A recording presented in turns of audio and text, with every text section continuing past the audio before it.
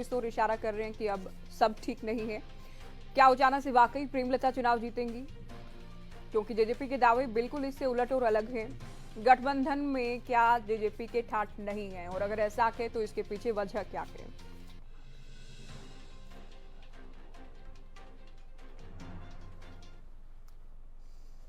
चलिए चर्चा की शुरुआत करेंगे। कुछ खास मेहमान हमारे साथ हैं। बीजेपी प्रवक्ता वंदना पोपली जी हमारे साथ स्टूडियो में हैं। कांग्रेस प्रवक्ता केवल ढींगरा जी हमारे साथ डिबेट में जुड़े हैं। जेजेपी प्रवक्ता टीपू कोडिया जी हमारे साथ हैं। इनेलो प्रवक्ता ओंकार सिंह जी, आम आदमी पार्टी प्रवक्ता अनुराधा शर्मा जी हमारे साथ हैं, और वरिष्ठ पत्रकार राजेंद्र जाधव जी चर्चा में जुड़ चुके हैं। स्वागत है आप सभी का। शुरुआत टीपू जी आपसे करेंगे। दुष्यंत ने जो बयान दिया, जो ब्रेकिंग हमने शुरुआत में ली, जो खबर हमने ब्रेक की, उसी के साथ चर्चा की शुरुआत। ये कौन लोग हैं जिनको पेट दर्द है, जो कि दुष्यंत की भाषा में अगर कहा जाए, या फिर परेशानी है जेजेपी और दुष्यंत से? अगर हम पिछले 3.5 साल की बात करें, जननायक जनता पार्टी ने अपना गठबंधन धर्म निभाया। सबसे पहले तो मैं ये बताना चाहूंगा, चाहे पिछले 3 विधानसभा के उपचुनाव रहे हों, चाहे स्थानीय निकाय चुनाव रहा हो, चाहे हमारे महामहिम उपराष्ट्रपति का चुनाव रहा हो, हमारी पार्टी के नेताओं की तरफ से कहीं पर भी कोई किसी प्रकार का ऐसा कोई बयान नहीं दिया गया जिससे हमारे गठबंधन पर चोट पहुंचे।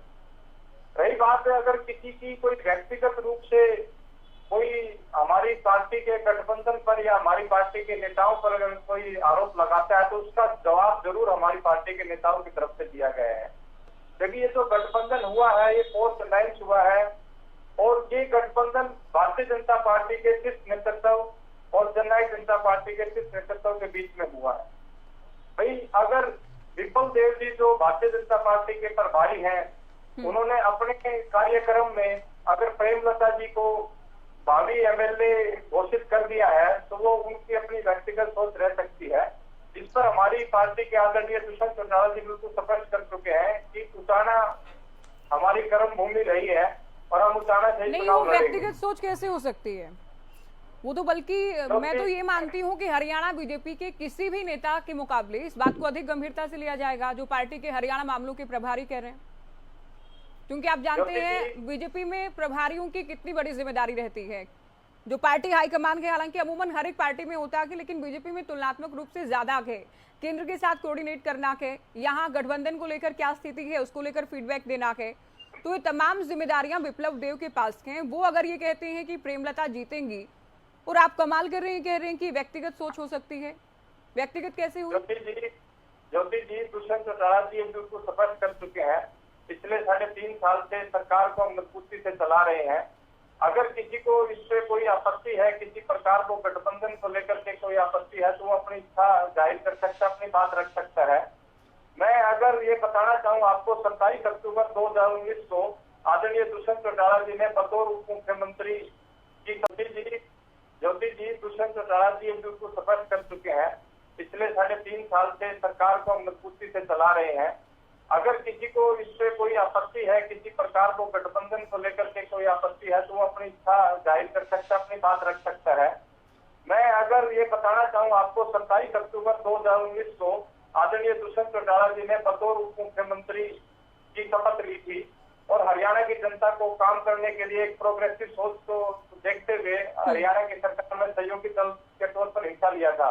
और तब से लेकर के आज तक गठबंधन पर टूटने की कुछ भारतीय जनता पार्टी के नेताओं की भी ये इच्छा रही है। तो उन्होंने अपने बयान इस प्रकार अपनी प्रतिक्रिया देते आ रहे हैं।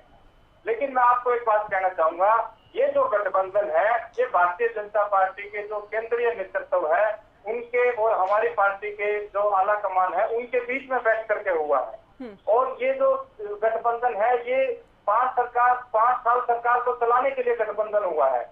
इससे आगे जो लोकसभा का चुनाव आएगा या विधानसभा का चुनाव आएगा, दोनों पार्टियां बैठ करके इस बात को ठीक है। गठबंधन देखिए 5 साल के लिए कहा जाता है, गठबंधन 5 साल के लिए, लेकिन गठबंधन बहुत टूटते हैं अलग अलग राज्यों में भी, और हरियाणा में भी अगर देखें तो 5 साल से पहले गठबंधन टूट जाना कोई बहुत बड़ी बात नहीं है, बहुत बड़ी बात नहीं है। और जब आप कहते हैं कि केंद्र की बीजेपी के साथ हुआ है, तो पार्टी के हरियाणा प्रभारी ये कह रहे हैं, इसमें कोई वीरेंद्र सिंह परिवार का बयान नहीं है कि उनकी राजनीतिक प्रतिद्वंदी चूंकि आप लोग हैं उनके, और उनकी ओर से बयान दिया गया हो। ये विप्लव देव ये कह रहे हैं कि ये विप्लव देव ये कह रहे हैं कि प्रेमलता जीतेंगी। डिप्टी सीएम के हलके को लेकर इतनी बड़ी बात कह दिया जाना, और फिर अगर दुष्यंत ये कह रहे हैं कि किसी को वहम है तो निकाल दें, तो क्या हरियाणा के बीजेपी प्रभारी के लिए कहा गया दुष्यंत की ओर से कि वो वहम निकाल दें? ज्योति जी, मैं इस बात से बिल्कुल सहमत हूँ आपकी बात से। इससे पहले भी गठबंधन रहे हैं और सरकार के बीच में भी गठबंधन टूटे हैं।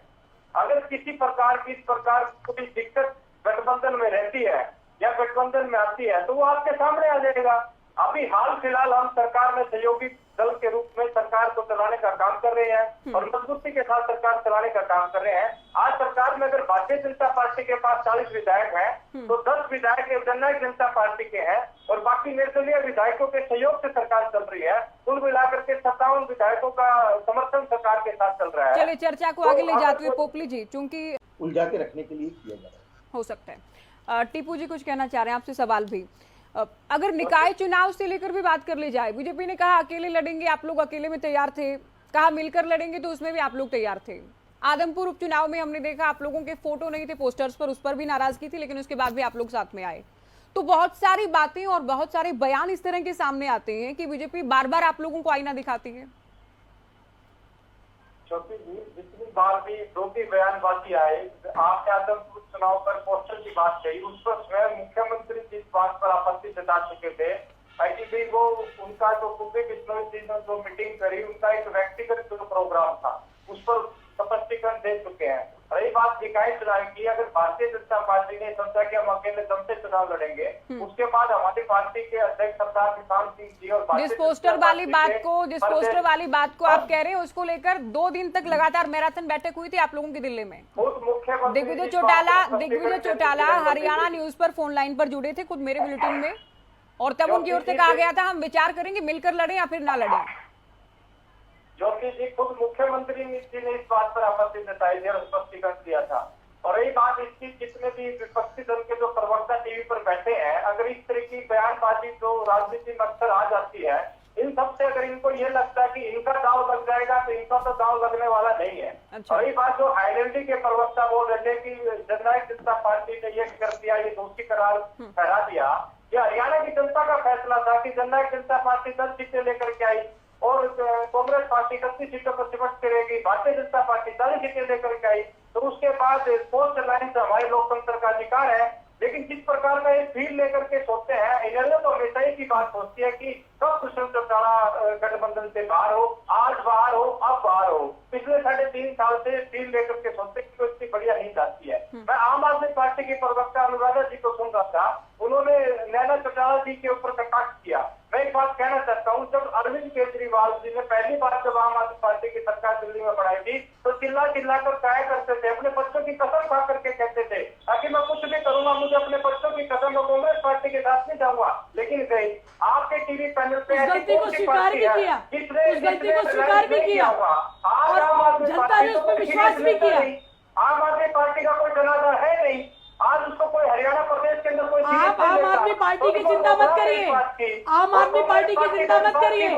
आम आदमी पार्टी 2 प्रदेशों के अंदर सरकार में है, आम आदमी पार्टी राष्ट्रीय पार्टी है। आम आदमी पार्टी की चिंता मत करिए, आप अपनी चिंता करिए। अरे मेरे भाई अपनी चिंता करिए, अब की बार 10 आ गए थे, अब की बार 1 भी नहीं आएगा। नहीं, आप सुनिए, आप मेरी बात सुनिए, आप मेरी बात सुनिए। और मैं आपको बता दूं, मैं कहना नहीं चाहती थी, अभी मैं कह रही हूँ, जो रेवेन्यू डिपार्टमेंट में घोटाला हुआ, उस घोटाले की पूरी फाइल अमित शाह जी के पास में है। आप बेचारे विवश हो, कुछ नहीं कर सकते हो, आप कुछ नहीं कर सकते हो। कई बात पर मैं आपकी की कई बात पर रजिस्ट्री घोटाले पर बात करता हूँ। जब सरकार बनी तो विपक्ष ने खूब हल्ला किया, रजिस्ट्री घोटाला हो गया, ये हो गया, वो हुआ था। 1 रुपया भी ये साबित नहीं कर पाए कि दुष्यंत चौटाला जी कहीं पर दोषी है। कहीं अगर किसी टीपू जी आप सरकार से बाहर आ जाते, फिर आपको बताते कि आप कहाँ खड़े होते। आप सरकार से बाहर तो आते। चलिए वंदना जी, इसीलिए साबित नहीं हुआ क्योंकि सरकार चलानी थी मनोहर लाल जी को। हरियाणा के अंदर आपके दम पे सरकार चल रही थी। नहीं अनुराधा जी, आप सुने इनको अभी। मैं आपसे सवाल कुछ पूछ रही हूँ टीपू जी, आप जवाब कुछ दे रहे हैं। मैंने कहा कि बीजेपी बार बार जेजेपी को आईना दिखा रही है, लेकिन उसके बावजूद भी आप लोगों की मजबूरी है। आप लोगों को ये भी पता है कि ठाठ नहीं है सरकार में, लेकिन उसके बाद भी आप लोग सरकार में हैं। ज्योति जी, जो आप बार बार जो ठाठ वाली जो बात कर रहे हो, हमारी पार्टी के नेता दिग्विजय सिंह चौटाला जी का जो बयान था कि वो ठाठ नहीं है जो चौधरी देवीलाल के समय में थे या चौधरी ओम प्रकाश चौटाला की सरकार में थे, जो इन्होंने जो ये बात की ठाठ से मतलब ये है कि जो ठाठ का मतलब होता है जब चौधरी देवीलाल की सरकार बनी थी जो उन्होंने बुढ़ापा पेंशन लागू करी। अच्छा। ठाठ का मतलब हम 5100 पेंशन हम करना चाहते थे, जो 5100 पेंशन हम नहीं कर पा रहे। तो यहाँ भी तो बीजेपी आईना दिखा रही ना आप लोगों को। सीएम साहब ने 2 टूक कह दिया कि हम तो 3000 करेंगे, हमारा वादा था हमारी सरकार के। और बड़ी बात ये कि दिग्विजय कहते हैं कि एक आदमी ने बयान दिया, जबकि सीएम साहब की ओर से बयान दिया गया था हरियाणा न्यूज के कॉन्क्लेव में। दिग्विजय ना नाम लेते हैं, ना मुख्यमंत्री कहते हैं, ना सीएम साहब कहते हैं एक आदमी ने ही बयान दिया, मैं नाम नहीं लेना चाहूंगा। तो ये तो पूरे हरियाणा के सामने है, किसने बयान दिया था? सीएम साहब ने जो बयान दिया कि हम मुख्य जो सरकार में जो दल है वो भारतीय जनता पार्टी है, इसमें कोई गलत बयान नहीं दिया। सरकार बीजेपी की है। भाई सरकार बीजेपी की है तो हम सहयोगी दल में है। भाई सरकार तो सबके सामंजस्य से चल रही है। आप भी बताइए ज्योति जी, 40 विधायक भारतीय जनता पार्टी के हैं, जिसमें 10 विधायक जो जननायक जनता पार्टी के हैं, बाकी जो आजाद उम्मीदवार जो जीत करके चुनाव है टोटल मिला